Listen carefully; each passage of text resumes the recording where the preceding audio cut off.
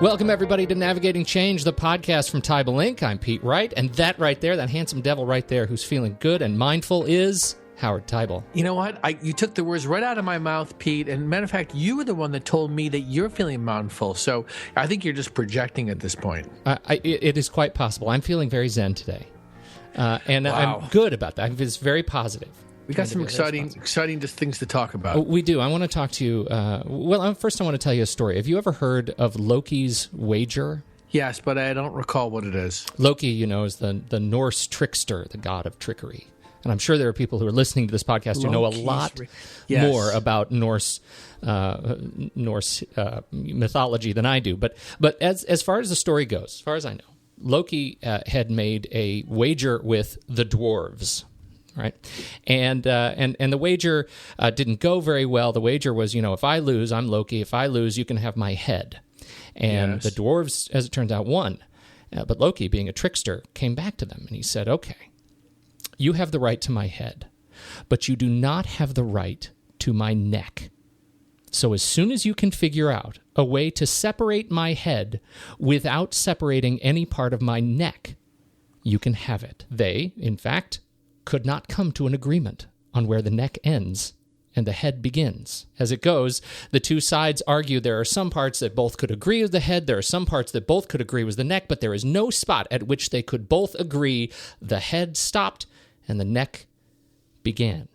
So Loki's wager is now this sort of idiom for an argument that can never be decided because one or both parties can never agree on how to define the terms. Now, I came across this on a science fiction website that IO9, but it hit me immediately as we're talking about this theme of this administrative board president agreement that being able to negotiate through Loki's wager. Because I know there are topics like this that hit the president's office and the boardroom.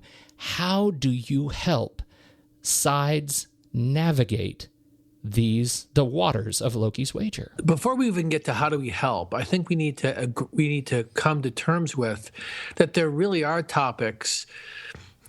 See, I think we don't appreciate to what extent we are coming into conversations with a different point of view and a different mindset. We sort of it's so normal that we go into conversations in groups thinking that we're going to disagree, or that the bar is so low in terms of being able to have an effective decision-making discussion.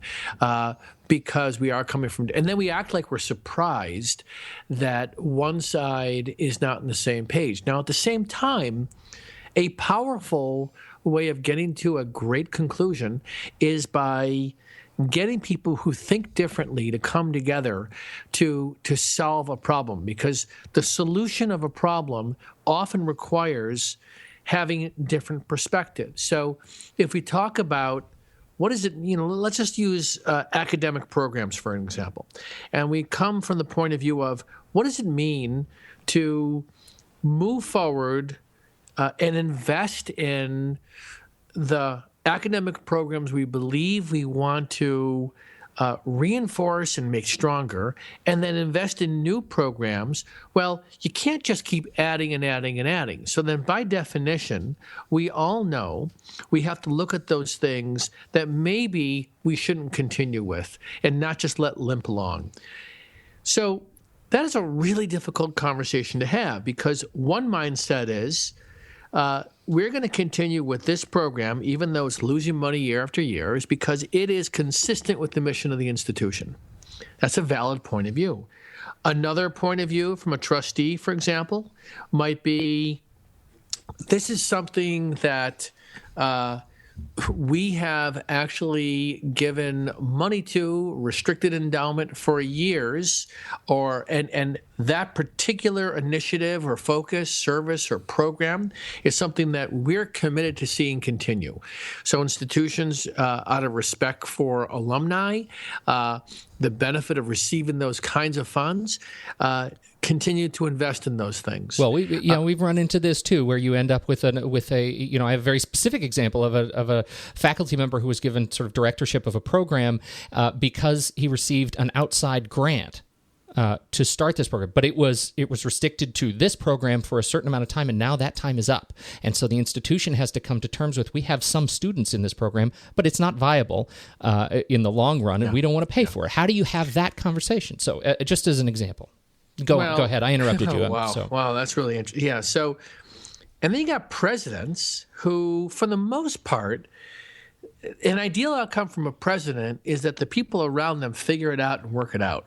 In some ways, seriously, I mean, a president really may have a very clear idea of a vision where they want to go, but ultimately their vision is to continue to be consistent with the mission of the institution, keep it viable, inspire people to give, and ultimately, when these tough decisions come down, where you have financial people saying we can't keep doing this because there's no money for this, and academic people saying, but this is consistent with the mission, we have to do it, the presidents have to decide, and it's a whole spectrum of how they deal with this, whether or not they want what battles they want to fight here.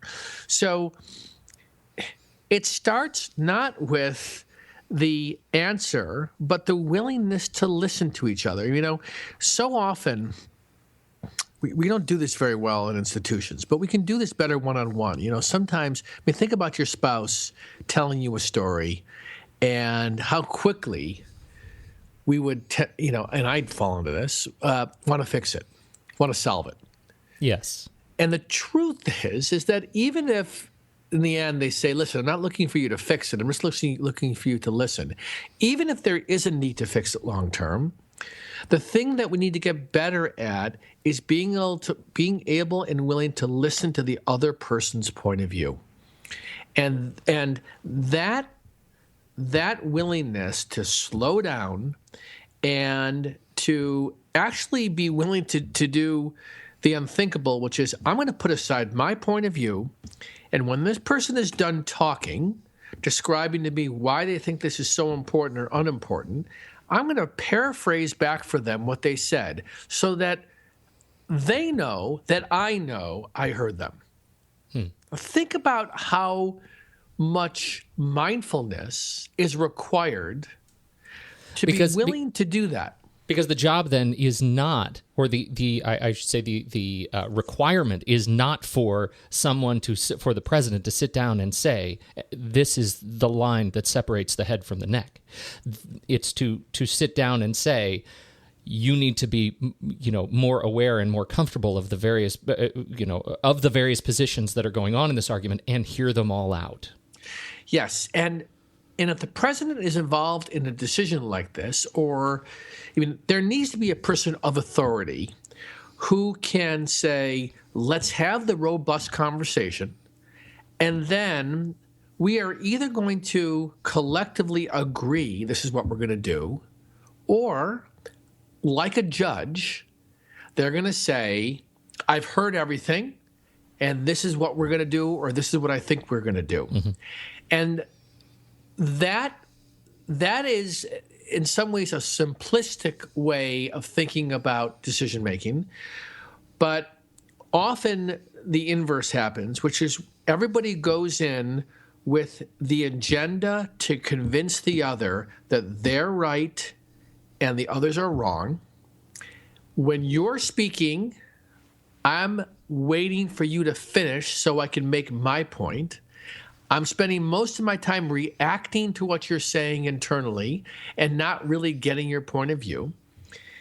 And that kind of mindfulness is brought by some who do it naturally, but it can be learned because it's a behavior that needs to be practiced. It's that simple. Right. Now, it's not simple to do, but it's simple if you're committed to say, we are going to learn how to work together by practicing listening, reflecting how we heard what you said, and then recognize a decision is going to come out of this, but the decision is separate from the dialogue. Oh, yeah. And that's not what – usually we mix the dialogue with the decision. I mean, it's so bad that and this is not just higher ed. This is any large institution. It's so bad that leadership are concerned about making an announcement, we're looking at something, because we're looking at something is heard as we've decided to do this. We don't have the courage yet to tell you we're going to do it. So we're going to test the waters, and then we're going to tell you we already decided. But let's pretend that's the listening out there. It's this lack of trust that what leadership is doing is being candid. When in fact, most of the time, when leadership is saying, we're looking at compensation, for example, we're looking at our retirement plan. We're looking at outsource. We're going to look at outsourcing. We're going to look at what functions could and should be outsourced. Shared services. Now, it's a catch-22, because if you don't flag it early, people feel like you've sprung it on them. But if you flag it too early and don't set the right expectations, then what you've done is you get people's feelers up, and they think you're just hiding from them the truth of what you already know you're going to do. And we end up living in a space of just constant sort of stress and anxiety. And that stress and anxiety is usually represented by a feeling that we are missing something that once was, that about our lives, our work, our institution, or we're anxious about something yet to be, that we don't know what the future is going to look like. So we're either longing for something we'll never get back to, or we're panicked about what's going to happen that we don't know. And I think one of the stories that you've reflected in your work, and I think I may have refined it to the point of not meaning the same thing that you intended, but I'm going to share it here, which is this idea of looking at someone who has a specific issue and boiling it down to what is truth and what is fact. What do you really know about the situation that you're experiencing right now? And what are you simply reacting to emotionally that does not necessarily represent the facts that we do know? Now, it's much easier to have that conversation with an individual who can look back and say, well, all I know is that we don't really know what our retirement plan is going to be like, because there are decisions that haven't been made that aren't in our control. What I'm reacting to is, oh my God, my retirement's going to fail and I'm going to be destitute when I'm 65, and all of these things, these false future histories that don't really exist. Well, that's a great point. I mean, that's the fear that people bring unconsciously to a conversation. And I see this over and over again when I get people talking about this, is that they actually recognize they have a choice in this. Yeah. They have a choice what to focus on. Are we going to focus on our conscious or unconscious fears, or are we going to remind ourselves to ask the question over and over again, do I have control over this? Because I can tell you, more than half the things we focus on, because I go through this in workshops over and over again, and I say to somebody, can I ask you a question about what you just said? Do you have control over what you just characterized as a concern? No. So if that's the case, what's the value of you focusing on it? And the truth is, we don't really think about that. We sort of think it's like our buttons get pushed. We never think about that. Absolutely. No, but until we get reminded. Yeah. Well, and that gets back to Loki's wager and why I think this is such an important conversation, because I think this happens, we think about boards and presidents and these decisions at the highest levels of the institution. We're all just people sitting at these tables, and we all come with this set of baggage to these conversations. And I think it takes a very special skill to step back and let yourself be reminded that you don't have to join these conversations with a case, with an expectation that everybody's going to disagree, but really to stop and be present. But here's the problem. Here's the problem that happens over and over again. And I'd like to think that every person has the ability, every person doesn't have the ability, but everybody has, can actually turn the needle if they turn their attention to this more mindful way of thinking. But here's the problem. In a group, what we do is we defer to how our leaders, how the team leader, our manager, the director, the president, whoever is sort of framing the conversation for us has tremendous influence about whether we're going to take a mindful approach or whether we're going to be combative. And there's no way around this, because if my boss is telling me you need to get this done, whatever it takes, there are no rules. But if my boss says you need to get this done and figure out how to be in relationship with the people you're working with and actually build trust, that's a whole other conversation. And very often, if you ask a leader, they'll say, yeah, I assume that they're building trust.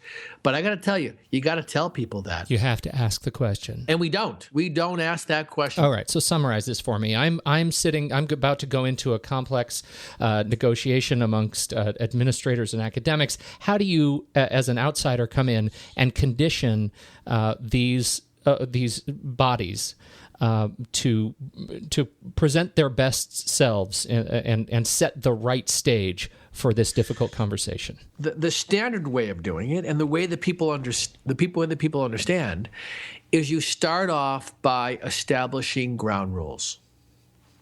And ground rules doesn't mean these are admonishments, like don't be a certain way. This is about raising the bar about how are we going to operate in this conversation. So, for example, one of the first ground rules that I would put up in front of people is to listen deeply. That means be willing to put aside what you're about to say, because I'll say to the group, what are you doing when somebody else is speaking? And 9 times out of 10, people are saying, waiting for them to stop so I can make my point. Waiting for the. Now, think about that for a second. It doesn't even matter what you're saying then. I don't even care what you're saying. Right? You are in my way. Yeah, we're not even playing tennis anymore. We're just hitting the ball against a wall. Hitting the ball against a wall.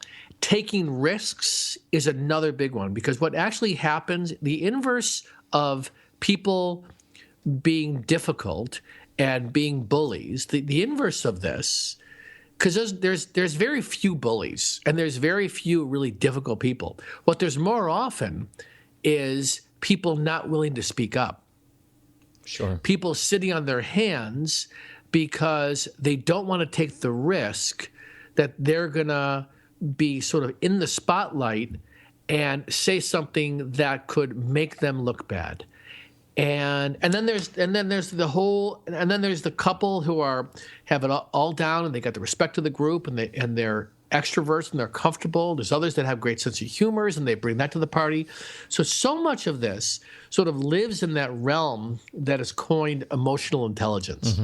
When you start a conversation, I don't care if it's with so when I'm leading an event with trustees and faculty and with administrators, I will start by introducing the idea of ground rules in a couple, and then I will stop and I will say, these are just some of my ideas. What are some ground rules that you guys think will make a difference here so that this is a productive, robust, healthy conversation?